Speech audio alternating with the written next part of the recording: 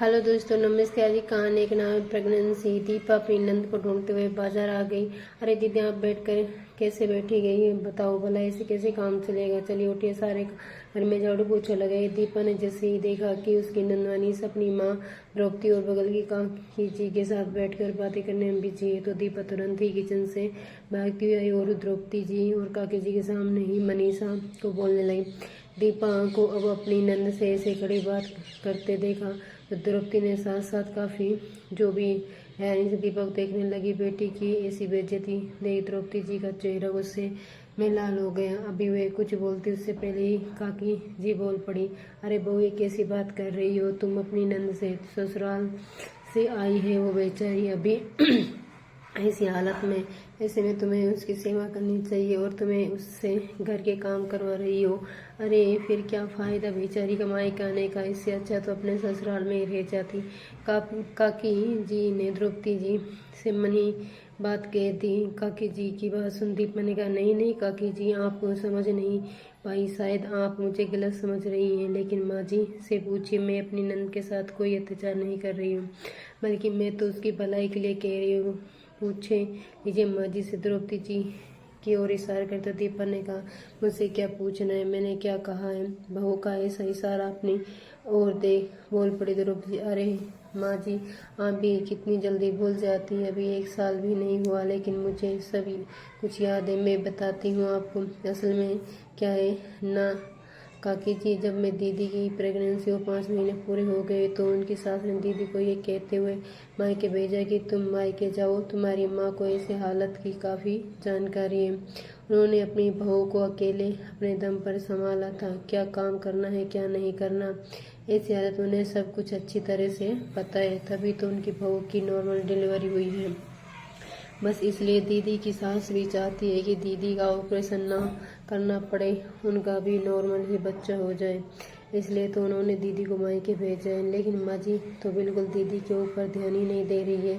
उन्हें तो बस अपने साथ बैठा कर यहाँ वहाँ दिन भर गप्पे लड़ाती रहती है। बताओ, अगर घर को कल को ऑपरेशन हो गया तो उसकी सास की कितनी बात सुनने को मिलेगी। हम दीदी के मायके की इज्जत तो मम्मी ही बचानी पड़ेगी ना। आखिर मैं इस घर की बहू हूँ, मैं इस घर की बेइज्जती होते हुए कैसे देख सकती हूँ? भगवान न करे अगर कल को दीदी का ऑपरेशन हो गया तो उसकी सास तो पूरी जिंदगी ताने ही मारेगी ना। हमें जिस डर से भेजा था वही हुआ।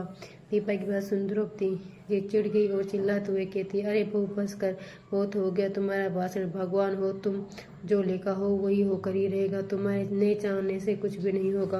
अगर ऑपरेशन लिखा है तो ऑपरेशन ही होगा, तुम रोक नहीं सकती हो। बिल्कुल रोक सकती हूँ माँ जी, बिल्कुल रोक सकती हूँ। मैं इसलिए कह रही हूँ ना कि फिर भूल गई हैं जी आप, बड़ी ही मासूम बनती हैं। दीपा बोली, माँ जी आपको याद है जब मेरा चौथा महीना ही लगा था तब आप भी मेरे से कितना मेहनत करती थी? आपको पता है काकी, जब अब मैं काकी जी से बोल पड़ी दीपा, माँ जी मुझे पूरे दिन में बस आधे घंटे के लिए आराम करने देती थी। सुबह से लेकर रात तक मेरे साथ लगातार खड़ी रहती थी, घर के सारे काम करवाती थी, जिससे मेरी नसें और मेरे बदन चलता है। झुककर झाड़ू लगवाती और झुककर पोछा करवाती। दिन में 2-2 बार सीढ़ियाँ साफ करवाती। यहाँ तक कि बर्तन भी किचन की सिंक में नहीं धोने देती। सारे बर्तन लेकर मैं नीचे बैठकर धोती थी, जबकि उस समय बैठने में भी दिक्कत होती, टांगों में भी सूजन हो जाती थी। इतना बड़ा पेट निकलने की वजह से जमीन पर बैठना भी मुश्किल था। नीचे बैठने उठने में बच्चेदानी की हड्डियां टाइट नहीं होती हैं। बच्चेदानी का मुंह खुलने में आसानी होती है। जबकि उस समय डॉक्टर ने मुझे आराम करने के लिए कहा था, फिर भी माँ जी ने डॉक्टर की बात नहीं मानी। उन्होंने अपना सारा ट्रीटमेंट अपने हिसाब से किया। यहाँ तक कि माँ जी को याद है कि एक बार मुझे कितनी बुरी तरह से बुखार भी हो गया था। बदन दर्द से मेरा बिल्कुल उठने का मन नहीं हो रहा था। खाने पीने की बात तो दूर की बात, मुझे बीमारी में भी आराम नहीं करने दिया, ये कहते हुए कि एक दिन का आराम हराम हो जाएगा, पेट कटवाना पड़ जाएगा। दवाई लिखा कर आपने मुझे चलाया है, आपकी ही वजह से मेरा बच्चा नॉर्मल हुआ है। फिर भला मैं अपनी कुछ दीदी को करवा कर उसका बच्चा क्यों नहीं नॉर्मल करवा सकती हूँ? है कि नहीं काकी जी? हाँ बहू, फिर तो सही है, तब तो इसमें कोई बुराई नहीं है। जब तुम अपने सास का ही तरीका अपना रही हो नंद के लिए, तो फिर क्या कह सकते हैं। अब क्या है ना कि द्रौपदी माँ है, बेटी से काम करवाने में संकोच कर रही होगी, लेकिन तुम इस समय बिल्कुल संकोच मत करना। इस समय पूरी तरह से मनीषा की नॉर्मल डिलीवरी पर ध्यान देना। यहाँ तो काकी जी ने भी आग में घी का काम कर दिया। काकी जी की बात सुन दीपा मुस्कुराते हुए बोली, बिल्कुल काकी जी, तभी तो मैं किचन से भाग कर आई हूँ, इसलिए चलिए उठिए दीदी, जल्दी से आप घर की सफाई कर लीजिए, फिर खाने का टाइम भी हो रहा है। भाभी की बात सुन मनीषा मुंह बनाए तो द्रौपदी जी का मुंह देखने लगी। अब द्रौपदी जी भला काकी जी के सामने क्या ही बोलते, आखिरकार मनीषा को मन मार कर जाना पड़ा। पूरे दिन घर की साफ सफाई ही करनी पड़ी, जिस काम के डर से वह सास की इतनी पट्टी पढ़ाकर मायके लाई, वह सारा काम इन्हें यहाँ भी करना पड़ रहा है। फिर भी क्या फायदा ऐसे मायके आने से, लेकिन बेचारी मजबूर थी। मजबूरी में उसने पूरे घर की सफाई की। उधर काकी जी के जाने के बाद द्रौपदी जी ने गुस्से में भागती हुई दीपा के पास आई और लगभग चीखते हुए बोली, बहू तुम्हारी हिम्मत कैसे हुई, तुमने मेरी बेटी से घर की सफाई करवाई, तुम्हारे होते हुए मेरी बेटी घर का काम करेगी, वैसे भी ऐसी हालत में शर्म नहीं आई तुम्हें, ससुराल से आई नंद से ऐसा काम करवाता है कोई। सास का गुस्सा देख दीपा डर गई, लेकिन फिर भी अपने आप को संभालते बड़ा ही मासूम चेहरा बनाते हुए बोली, अरे माँ जी, अब इसमें कोई मैंने गलत काम कर दिया क्या? मैं तो दीदी की भलाई के लिए ही बोल रही हूँ, मैं तो वही सब कुछ कर रही हूँ ना जो आपने मेरे साथ किया था।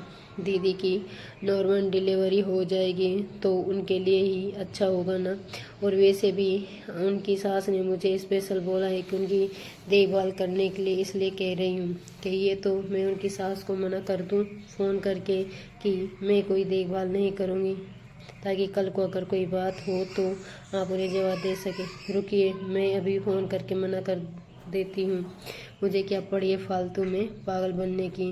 कहते हुए दीपा ने अपना फ़ोन उठाया और मनीषा की सास को फ़ोन लगाने लगी। तब द्रौपदी जी घबरा गई, अगर बात बेटी की सास तक पहुँच गई तो कहीं बवाल ना हो जाए, वह बेटी को वापस न बुला ले, इसलिए तुरंत ही फ़ोन छीनते हुए कहा, बस करो बहू, ठीक है तुम ध्यान रखो मनीषा का, लेकिन ऐसा भी नहीं है कि वो अकेले ही करे, उसके साथ तुम भी लगी रहो। काम करवाने का तरीका होता है, नौकरानी मत बना कर रखो, भूलो मत कि वे तुम्हारी नंद है।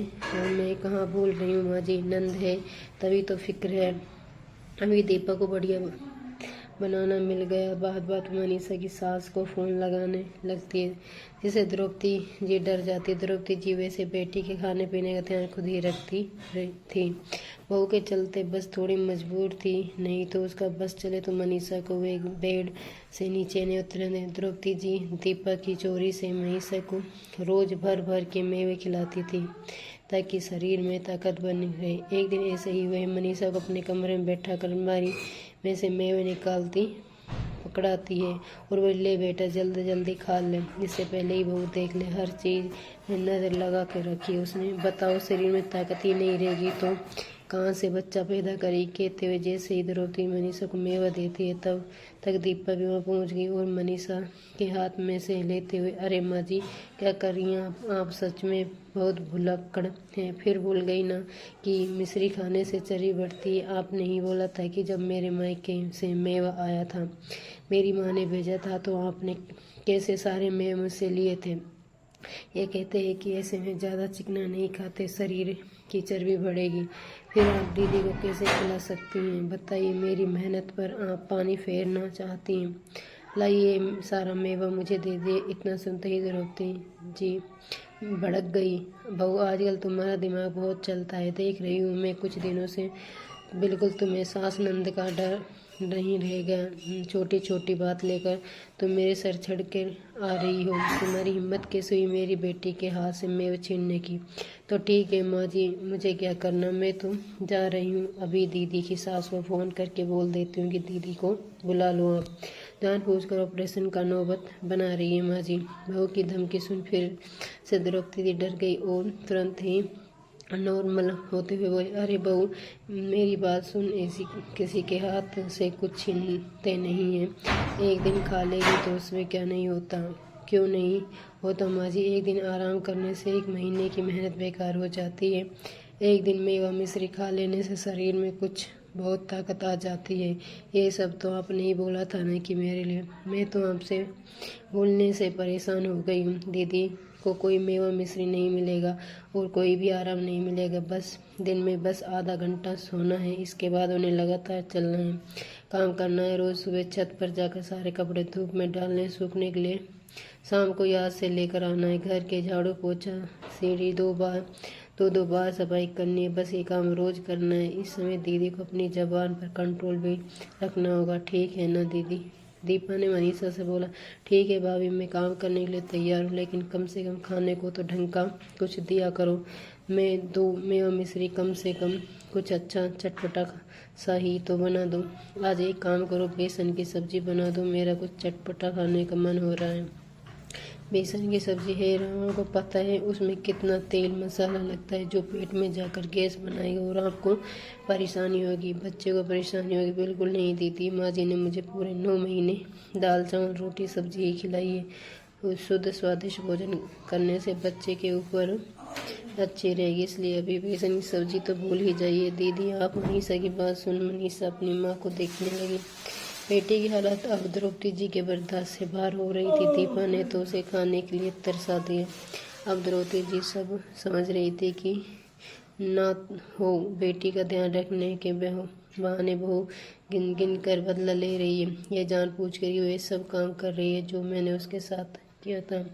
मेरी गलती की सजा मेरी बेटी को दे रही है। अब कुछ तो तुरंत ही बेटी की सास को फोन लगाने के लिए भी तैयार है। दीपा को रोकने के लिए बस द्रौपदी जी को एक ही रास्ता समझ में आया। कुछ सोचते द्रौपदी जी ने दीपा से कहा, बहू देख, मुझे अच्छे से पता है जो तुम मनीषा का ध्यान रख रही है, क्यों रख रही है। माना मुझसे गलती हो गई, समझ गई हूँ कि मैं तुम्हारे साथ गलत किया, मुझे ऐसा नहीं करना चाहिए था, लेकिन अब मेरी बेटी के साथ ऐसा मत करो। तुम्हें जिस तकलीफ से गुजर चुकी हो वही तकलीफ मेरी बेटी को क्यों दे रही हो। सास की बात सुनकर दीपा अपने प्रेगनेंसी के दिन याद आ गए कि कैसे अभी कुछ महीने पहले ही द्रौपदी जी ने उसका जीना दुश्वार कर दिया था। रो देती थी दीपा द्रौपदी के अत्याचार से, लेकिन द्रौपदी जी को कठोर दिल से भी दीपा सुन नहीं देख पाई। प्रेगनेंसी के समय नौकरानियों की तरह बदतर रखा था उसे, यहाँ तक कि उसे खाने के लिए भी तरसा दिया था।